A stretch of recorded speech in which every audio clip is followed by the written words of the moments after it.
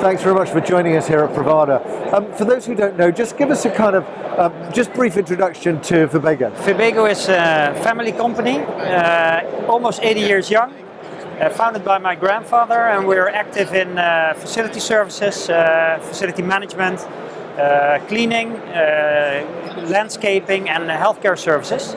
And we do that over Europe in 5 countries, Netherlands, Switzerland, Belgium, Germany and Austria, with over 40,000 colleagues. So yeah, great to be part of it. There's a very big focus here, particularly on ESG, but also social impact. So how important is that here at Vebego? Yeah, ESG, that's again a bit a new way of calling the responsibility that companies should take, I believe, environmentally, not or contributing positive to the future, but also the social part. It's very important.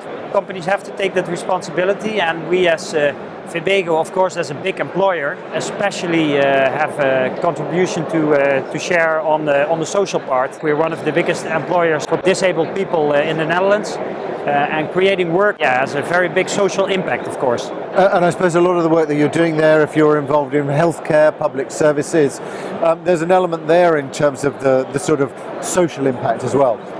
Yeah, absolutely. Let's say the clients we work for, they have a very important social role, so we can support them, but what we find most important is the social impact that creating this work for people from base of society, the impact that has, but that's the difficulty also, how to measure that.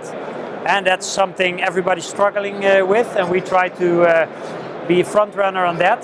We work with a couple of organizations helping us measuring the social impact of creating a job and also putting effort in that. And we're trying to measure that, but in these times it's still a new world. And in terms of the market at the moment, are you seeing much more of a focus on the property management side?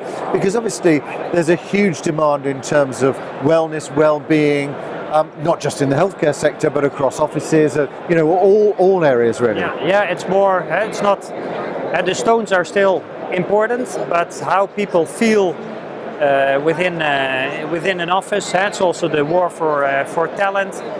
The well-being of the employee is getting more and more of value, so the hospitality part, but also the flexibility you have to deliver as an employer with delivering services, not only in the office but also at home.